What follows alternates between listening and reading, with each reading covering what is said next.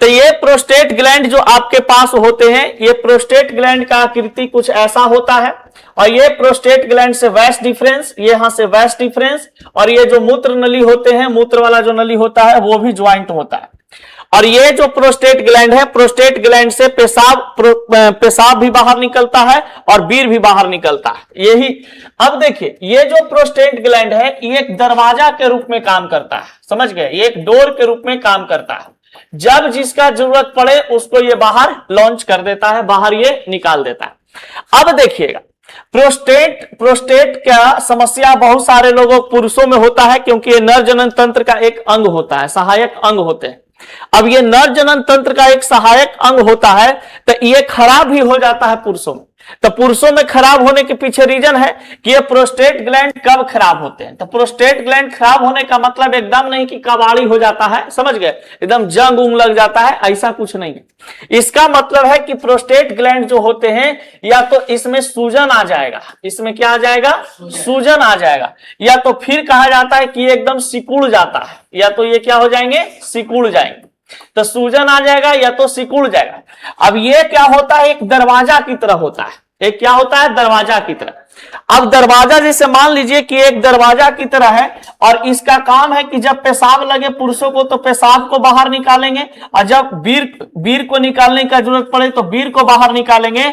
अब मान लीजिए कोई व्यक्ति को ज्यादा पेशाब हो रहा है, समझ गए, बहुत बार पेशाब कर रहा है, बहुत बार मैथुन की क्रिया कर रहे हैं, बीर को नाश कर रहा है, बीर को बाहर निकाल रहा है, तो ज्यादा बीर को बाहर निकालने से, सीमेन को बाहर निकालने से ये वाला कमजोर हो जाता है, प्रोस्टेट ग्लैंड क्या हो जाते हैं, कमजोर हो जाते हैं। और यही प्रोस्टेट ग्लैंड जब कमजोर हो जाता है तब उसको हम लोग कहते हैं कि या तो फिर आगे वो प्रोस्टेट कैंसर का रूप ले लेता है, या प्रोस्टेट में सूजन आ जाती है, या प्रोस्टेट क्या हो जाता है, सिकुड़ जाता है। ये 2-3 प्रकार की घटनाएं देखने को मिलती है। अब इसको, ये हमारे नर जनन तंत्र में सही रहे, इसके लिए हम लोग को क्या करना चाहिए। जैसे मान लिया जाए कि कोई आप डॉक्टर बन गए और आपके पास कोई ऐसा विद्यार्थी आता है जिसका प्रोस्टेट ग्लैंड है जो काफी रदर बदर है, समझ गया, या वो चाह रहा है कि सर मेरा प्रोस्टेट ग्लैंड सही पहले सही रहे, किसी प्रकार का कोई दिक्कत ना हो। तो सबसे पहले देखिए, उसको सबसे पहले ये राय देना है कि भैया अगर आपको प्रोस्टेट ग्लैंड सही रखना है तो आपको लिमिट मात्रा में 5 से 6 लीटर आपको डेली पानी पीना होगा। 5 से 6 लीटर क्या चीज, आपको पानी पीना होगा। पानी 5 से 6 लीटर पानी पीना होगा। और यदि आपको बार बार पेशाब लग रहा है तो एक बार आप जाकर के डायबिटीज का अथी करवा लीजिए, चेकअप करवा लीजिए, समझ गए। डायबिटीज का चेकअप करवाने से ये होगा कि अगर जिस व्यक्ति को शुगर की बीमारी रहती है तो वो बीमारी को जल्दी जल्दी पेशाब आएगा, और पेशाब कंट्रोल करने की क्षमता उसको बहुत कम होता है। अगर वो एक बार पेशाब करना चाहे, मूड बना ले कि अब हमको पेशाब करना है, तो फिर कंट्रोल नहीं कर सकता। चाहे जवान लड़का हो, चाहे बूढ़ा हो, चाहे लड़का हो, कैसनो हो, अगर किसी के शरीर में डायबिटीज की उपस्थिति है, डायबिटीज का शिकार हो चुका है, तो जाहिर सी बात है कि वो पेशाब को कंट्रोल नहीं कर पाएगा, समझ गए। तो वो अगर डायबिटीज को, शुगर की बीमारी को अगर ठीक कर लेता है तो उसका बार बार पेशाब आना भी क्या हो जाएगा, सही हो जाएगा। और बार बार पेशाब आना सही हो जाएगा तो कोई दिक्कत नहीं है। दूसरा चीज होता है प्रोस्टेट ग्लैंड में कि यह जब हम सीमेन को बाहर निकालते हैं, यानी कि आप दिन में या रात में 24 घंटा में कोई ऐसा लड़का का आदत होता है कि मान लीजिए कि जिसके पास पार्टनर नहीं है, समझ गए, मेल फीमेल पार्टनर नहीं है, तब वो क्या करता है कि दिन में या रात में कभी भी मान लीजिए 5-6 बार एकदम पूरा एकदम मतलब हैबिट बना लेता है अपना आप में, 4-5 बार 6 बार क्या करता है, वीर्य का नाश करता है, समझ गए। तब उस प्रकार का लत से क्या होता है कि जो प्रोस्टेट ग्लैंड है ये आपको क्या हो जाएगा, फूल जाएगा, सूजन आ जाएगा, या तो इसमें फिर आपको कैंसर हो जाएगा, समझ गए, प्रोस्टेट कैंसर हो जाएगा। तो प्रोस्टेट कैंसर लड़कों में होने की संभावना अधिक होती है, इसलिए हस्त मैथुन की क्रिया से उसको बचना चाहिए। इस समय लंच फन पर ध्यान उसको देना ही नहीं है, अपने आप को एकदम कुछ काम में बिजी रखेंगे, कोई किसी प्रकार का दिक्कत नहीं होगा। जब इंसान बिजी होता है तो उसको ये सब शारीरिक जो आंतरिक ये सब हार्मोन्स आपके बॉडी के अंदर में होते हैं ये सब उत्पन्न होगा ही नहीं। टेस्टोस्टेरोन वगैरह हार्मोन या किसी प्रकार का इस प्रकार का हार्मोन आप पे हावी होगा ही नहीं, समझिए। जब आप काम में बिजी रहिएगा, जब आप काम में बिजी नहीं रहते हैं, लड़का हो या लड़की, तभी आपका दिमाग शैतानी चीज सोचने लगता है, ठीक ना। और जब आप काम में रहते हैं तो किसी प्रकार का ये सब थिंकिंग पावर आपका दिमाग में चलना शुरू नहीं करता है। तो ये प्रोस्टेट ग्लैंड से रिलेटेड बात थी। अब इसके बारे में जरा एक बार समझिएगा क्या कहता है थ्योरी। देखिए प्रोस्टेट ग्लैंड से रिलेटेड यहां पे बात बताया है कि प्रोस्टेट ग्रंथि पुरुष प्रजनन तंत्र की एक महत्वपूर्ण ग्रंथि है। यह मूत्राशय के नीचे और मूत्रमार्ग के चारों ओर स्थित होती है। बात सही है कि गलत? देखिए अभी एक बताए थे ना कि मूत्राशय और क्या चीज, मूत्रमार्ग के नीचे ये ज्वाइंट होता है। तो ये मूत्रमार्ग है आपका, ये मूत्राशय होते हैं, इसी से ये क्या होता है, जुड़ा होता है, ठीक ना। फिर ये प्रोस्टेट ग्लैंड है, ये अखरोट के आकार को देखने में लगता है और इसका अगर हम वजन की बात करें तो कितना ग्राम होता है, 20 ग्राम। तो आप कह सकते हैं कि प्रोस्टेट ग्लैंड का जो वजन होता है वो कितना ग्राम होता है, 20 ग्राम होता है। फिर यहां पे बताया जाता है बाबू कि ये प्रोस्टेट ग्लैंड का कार्य क्या होता है। तो कार्य की अगर बात करें तो कार्य में देखिए इसका फंक्शन क्या है। तो यह वीर्य का एक महत्वपूर्ण तरल भाग बनाती है। प्रोस्टेट ग्लैंड जो है ये वीर्य जो हमारे शरीर में बनता है उसको तरल भाग में, यानी कि तरल भाग कहने का मतलब कि ये लिक्विड फॉर्म में बनाने का काम करता है। ये क्या करता है, लिक्विड फॉर्म। तो वीर्य को लिक्विड फॉर्म में बदलने का काम करता है कौन, आपका प्रोस्टेट ग्लैंड। और यह स्राव प्रोस्टेट फ्लूइड के रूप में होता है, क्षारीय होते हैं। और जो आपका वीर्य होता है उसका नेचर कैसा होता है, क्षारीय। वीर्य का नेचर कैसा होता है, क्षारीय। पीएच मान उसका 7 से क्या होगा, अधिक होगा। तो पीएच मान 7 से अधिक होते हैं। अब ये जो प्रोस्टेट ग्लैंड है ये शुक्राणुओं की रक्षा करता है। शुक्राणुओं को क्या करता है, रक्षा करता है, समझ गए। फिर कहा जाता है ये शुक्राणुओं की गति को बढ़ाने में सहायक करता है। अगर आपका प्रोस्टेट ग्लैंड सही है, प्रोस्टेट ग्लैंड अच्छा से काम कर रहा है तो आपका शुक्राणु होगा जो हेल्दी होगा। शुक्राणु का जो शुक्राणु में जो रफ्तार होता है चलने का वो भी क्या होगा, अच्छा होता है, समझ गए। फिर यहां पे आपको बताता है कि ये आपका जो प्रोस्टेट ग्लैंड है ये हार्मोन नियंत्रण करता है। हार्मोन नियंत्रण कहने का मतलब कि प्रोस्टेट ग्रंथि का विकास कार्य पुरुष हार्मोन टेस्टोस्टेरोन द्वारा नियंत्रित होता है। यानी कि प्रोस्टेट ग्रंथि का जो विकास है, ये विकास जो होता है यानी कि डेवलपमेंट जो उसका होता है प्रोस्टेट ग्लैंड का, इसको मैनेज कौन करके रखता है, तो टेस्टोस्टेरोन द्वारा नियंत्रित होता है। तो आपके टेस्टिस के अंदर में जो टेस्टोस्टेरोन हार्मोन बनते हैं वही टेस्टोस्टेरोन हार्मोन प्रोस्टेट ग्लैंड को क्या करता है, सुरक्षा प्रदान करता है और उसको कंट्रोल करने का काम करता है। अब कहता है कि इससे रिलेटेड कौन कौन सी बीमारी हो सकती है। तो भैया इससे रिलेटेड आपका बीमारी हो सकता है प्रोस्टेट का बढ़ना, यानी कि उसमें सूजन आ जाना, समझ गए। फिर है प्रोस्टेट कैंसर, फिर है आपका प्रोस्टाइटिस, इसका मतलब है सूजन, ठीक ना। तो प्रोस्टेटाइटिस कहने का मतलब हो गया सूजन, वो बढ़ जाना। फिर कहा जाता है प्रोस्टेट कैंसर। ये 2-3 बीमारियां प्रोस्टेट से रिलेटेड होती है, ठीक ना। तो आज हम लोग पढ़ेंगे वीर्य से रिलेटेड बातचीत। देखिए ये जो कटोरा में नजर आ रहा है एक, ये आपका है, ये जो दिख रहा है इसको हम लोग बोलते हैं वीर्य, सीमेन। इसको क्या बोलते हैं, सीमेन। ये पुरुषों में होता है, ये होता है सीमेन, जिसको हम लोग क्या बोलते हैं, वीर्य। अब ध्यान दीजिए, वीर्य जो होता है बाबू ये तरल पदार्थ में होते हैं। ये कैसा पदार्थ में होता है, तरल पदार्थ। वीर्य कैसा होता है, तरल पदार्थ। तो ये तरल पदार्थ में होता है, यानी कि ये लिक्विड सब्सटेंस के फॉर्म में होते हैं। ये लिक्विड सब्सटेंस के फॉर्म में होता है।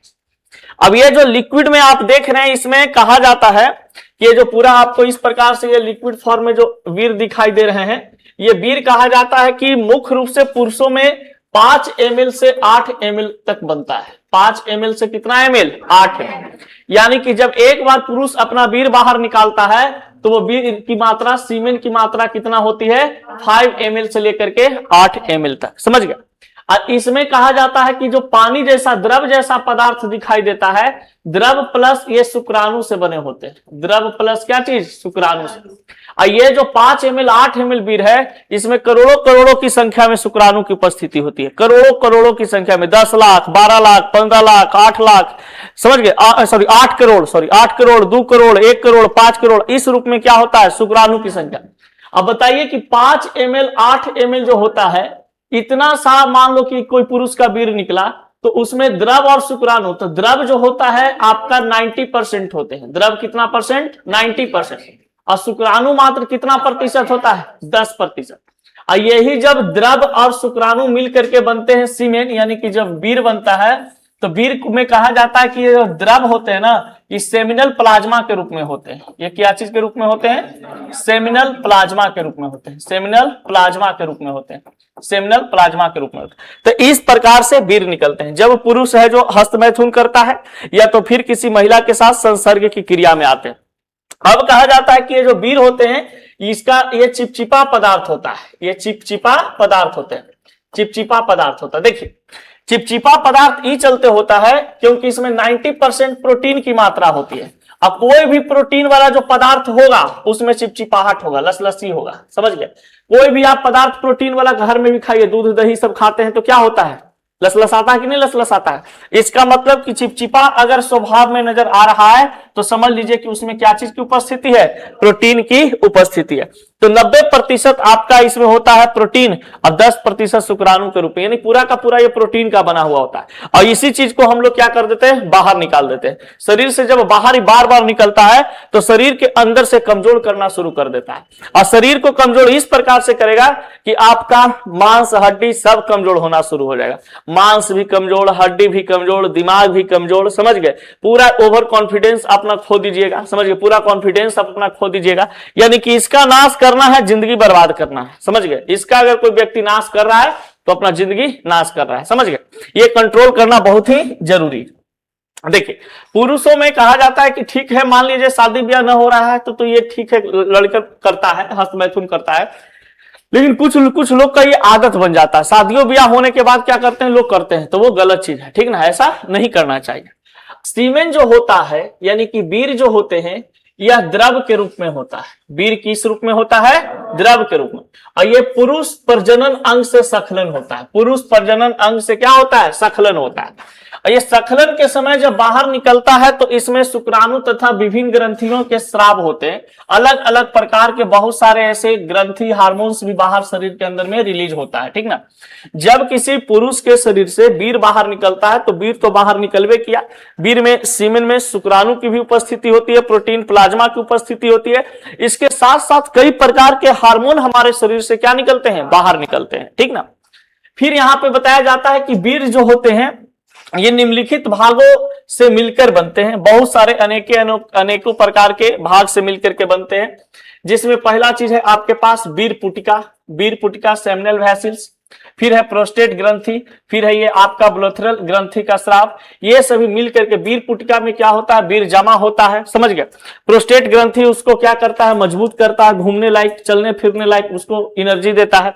और ये ब्लोबिट्रल है जो पूरा एकदम स्वस्थ रखने में मजबूत रूप से स्वस्थ रखने में काम करता है। तो ये सब शुक्राणु को, स्पर्म को कहा जाता है, सीमेन को मजबूत करने के लिए ये सब है जो हमारे शरीर में के अंदर में काम कर रहे होते हैं, ठीक ना।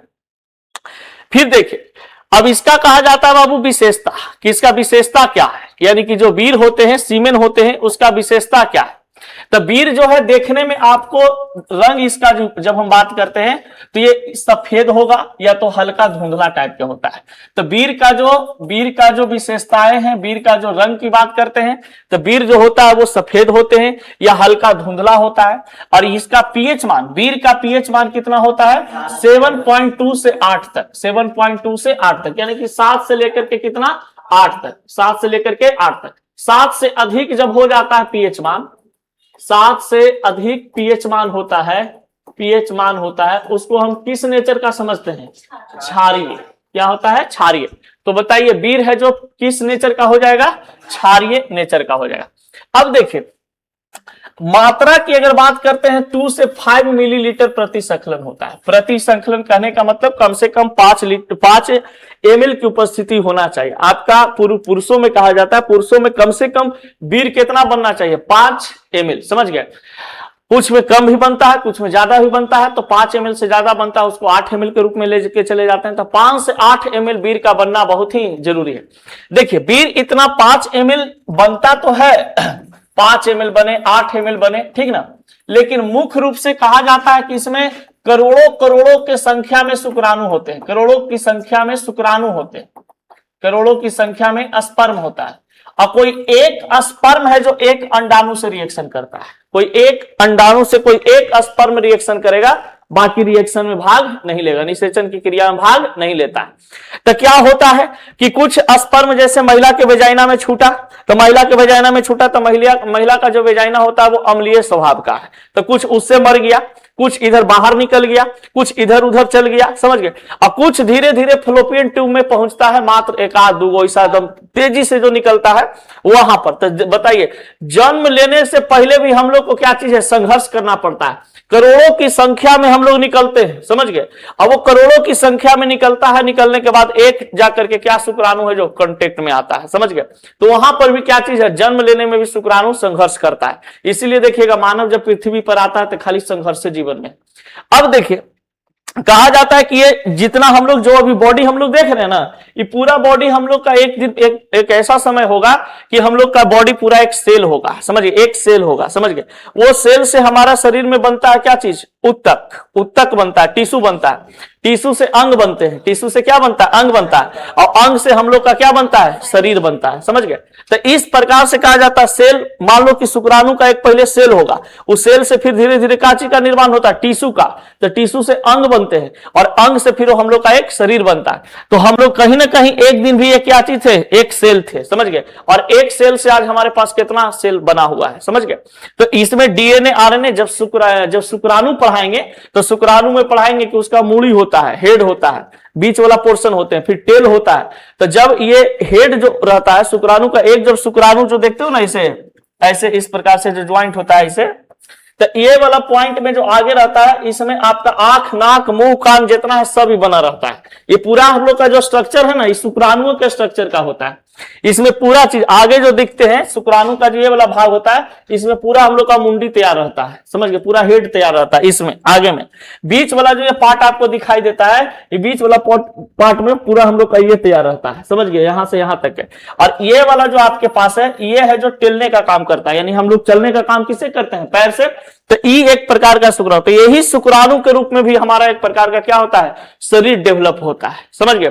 आगे मुड़ी, बीच में हमारा क्या होता है, लेदा उदा, अब नीचे का होता है टेल होता है, पूंछ होता है, जिससे हम लोग क्या करते हैं, चलते फिरते हैं, समझ गए। तो बच्चा का भी जन्म जब देखते होंगे तो ये आंख मुंह नाक जो दिखाई देता है ये हेड से तैयार होता है, समझ गए। अब देखिए यहां पे एक सखलन में लगभग 200 से 300 मिलियन शुक्राणु, यानी कि आपका 10 लाख से 30 लाख तक के शुक्राणु है जो यहाँ पर तैयार होते हैं, समझ गए। उससे भी ज्यादा 200 से 300 मिलियन शुक्राणु की उपस्थिति होती है। यानी कि एक बार पुरुष है जो अपना वीर गिराता है तो उसमें 200 से 300 मिलियन, यानी कि कम से कम यहां पर आप कह सकते हैं कि करोड़ों करोड़ों की संख्या में, समझ गए, यानी कि कम से कम 10 करोड़ 15 करोड़ 30 करोड़ इस रूप में क्या होता है, उनके शरीर में संख्या शुक्राणुओं का बाहर निकलता है, समझ गए। तो बहुत लगातार मात्रा में इतना शुक्राणु जब बाहर निकलेगा जी, तो बताइए शरीर में से प्रोटीन की गड़बड़ाहट तो होगी। जब प्रोटीन बाहर निकलेगा तो जाहिर सी बात है कि हम लोग का शरीर भी क्या होगा, डैमेज होना शुरू हो जाएगा, समझ गए। अब देखा जाए आगे इसका कार्य क्या होता है, वीर का क्या होते हैं, फंक्शन क्या होता है। तो शुक्राणुओं को पोषण प्रदान करना, जो शुक्राणु जैसे देखें आपको पता है कि मान लीजिए बहुत सारा ऐसे वीर गिरा, ठीक है, तो वीर में यहां मान लीजिए शुक्राणु की उपस्थिति है, ऑप्सेमिनल प्लाज्मा की उपस्थिति होती है, द्रव की उपस्थिति होती है। तो वीर जो है ना, ये जो उपस्थित वीर में उपस्थित जो शुक्राणु होता है, शुक्राणु को पोषण प्रदान करता है, यानी कि उसको अच्छा से संभाल करके रखता है, जितना प्रोटीन की जरूरत होती है उस प्रोटीन को वहां शुक्राणु तक पहुंचाता है, ठीक ना। फिर कहता उन्हें गतिशीलता मोबिलिटी के फॉर्म में लाता, मोबिलिटी होगा मोटिलिटी नहीं, मोबिलिटी होगा गतिशीलता के फॉर्म में लाता है, यानी कि चलने लायक उसको एनर्जी देता है। अब हम ही लोग के बताओ, शरीर में प्रोटीन कैल्शियम विटामिन मिनरल्स नहीं रहेंगे तो हम लोग चलेंगे, तुरंत एकदम थक जाता है मन, लगता है कि भैया अब नहीं होगा। पहाड़ पे चढ़ रहे हैं, पानी उनी नहीं मिले चढ़ने के लिए, मतलब चढ़ रहे हैं पानी उनी ना मिले, खाना उना ना मिले, भूखे पहाड़ पे चढ़ रहे हैं, लगता है अब ना चढ़ पाओगे, एकदम ऐसा लगे तो ना। तो उसी प्रकार से हमारे शरीर में प्रोटीन की आवश्यकता होती है। तो ये शुक्राणुओं को चलने के लिए भी क्या चीज, पोषण की जरूरत पड़ती है। पोषण कौन देता है, तो सीमेन देता है। कौन देता है, सीमेन देता है। कहता है भैया हमारे पास सीमेन है, हम इसको भी प्रदान कर सकते हैं और न्यूट्रिशन, कोई दिक्कत नहीं होगा। अब देखिए, अब यहां पर कहता है वीर से रिलेटेड बातचीत में कुछ कि प्रोस्टेट ग्रंथि जो होता है, ये प्रोस्टेट ग्रंथि वीर का लगभग 20 से 30% भाग बनाती है। जो ये प्रोस्टेट ग्रंथि होता है, जो एक दरवाजा की तरह होता है, वीर निकालने के समय में वीर बाहर निकालता है, और ये पेशाब निकालने के समय में पेशाब बाहर निकालता है। तो ये प्रोस्टेट ग्रंथि जो होता है 20 से 30% भाग अपना बनाता है। लगभग वीर का लगभग 20 से 30% भाग को क्या करता है, बनाता है, द्रव के रूप में ये बना करके तैयार रखता है। द्रव के रूप में ये बना करके तैयार रखता है, उसको मजबूत बनाने का काम करता है। फिर देखिए आप, वीर पुटिका जो होते हैं ये सेमिनल वेसल्स होते हैं। ये कहा जाता है लगभग 60 से 70% भाग बनाते हैं। वीर पुटिका यानी कि वीर बनाने की जो पूरा फिनोमिना होती है, शुक्राणु बनाने की जो फिनोमिना होती है, उसमें वीर पुटिका का बहुत बड़ा योगदान होता है। और ये 60 से 70% भाग वीर का बनाता है। कौन? वीर पुटिका, सेमिनल वेसल्स, ठीक ना। अब बियर का पीएच मान कितना होता है? 7.2 से लेकर के 8, यानी कहने का मतलब किस स्वभाव का हो गया? क्षारीय स्वभाव का। तो वीर जो होते हैं, सीमेन जो होते हैं, वो किस नेचर का होता है? क्षारीय नेचर का होता है। कोई दिक्कत है यहां तक? चलिए, अब आपसे कोई क्वेश्चन पूछेगा तो आप बता दोगे? चलो लिखो तो कुछ क्वेश्चन।